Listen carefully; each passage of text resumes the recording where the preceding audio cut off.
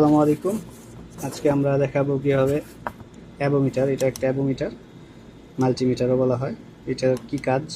এটা দিয়ে মূলত বিদ্যুৎ, এসি কারেন্ট কিংবা ডিসি কারেন্ট পরিমাপ করা হয়, সাথে রেজিস্টারের রেজিস্ট্যান্স পরিমাপ করা যায়। এটার অনেক কাজ আছে। বেসিকলি আমরা আপনাদের আজকে বেসিক কিছু দেখাবো। এটা দিয়ে বেসিক কীভাবে এসি অ্যান্ড ডিসি পরিমাপ করতে হয়, ডিসি ভোল্টেজ পরিমাপ করার আজকে দেখাবো। আর যখন অ্যাডভান্স করব পার্ট 2-তে, আমরা এটার অ্যাডভান্স কিছু দেখাবো। যদি অ্যাডভান্স কিছু দেখতে হয়, যদি দেখতে চান, তাহলে like, comment, share and subscribe করে আমাদের সাথে থাকবেন এবং পাশে থাকা বেল আইকনটি প্রেস করে দেবেন। তো চলেন আজকে আমরা শুরু করি। কীভাবে মূলত ফার্স্ট টাইম আমি আপনাদের দেখাবো কীভাবে এসি কারেন্ট, এসি ভোল্টেজ কীভাবে চেক করতে হয়। শুরুতে ফার্স্ট অফ অল আমরা এটাকে ওপেন করে নিব।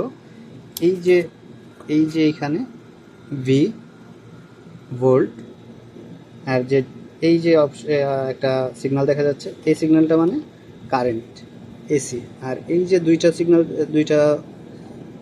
সিম্বল দেখা যাচ্ছে, এটার মানে হচ্ছে ডিসি। ওকে, ডিসি হয় কি? ডিসি হয় ব্যাটারির ভোল্টও ডিসি বলা হয়, তারপর অ্যাডাপ্টারের ভোল্টকেও ডিসি বলা হয়।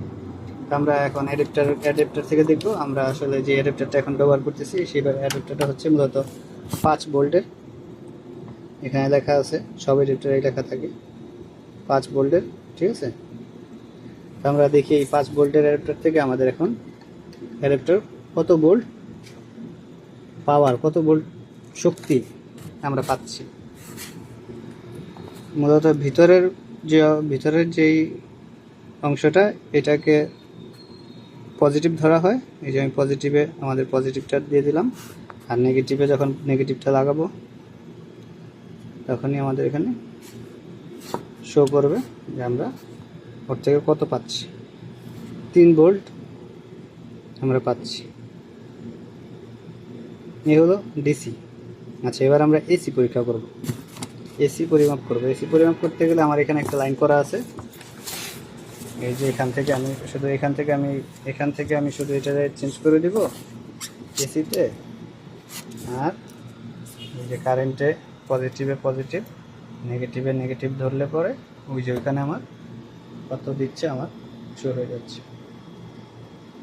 তো এটাই ছিল আজকের জন্য, আজকে এতটুকু। নেক্সট ভিডিওতে আমরা অ্যাডভান্স কিছু শিখাবো। ওকে, আল্লাহ হাফেজ।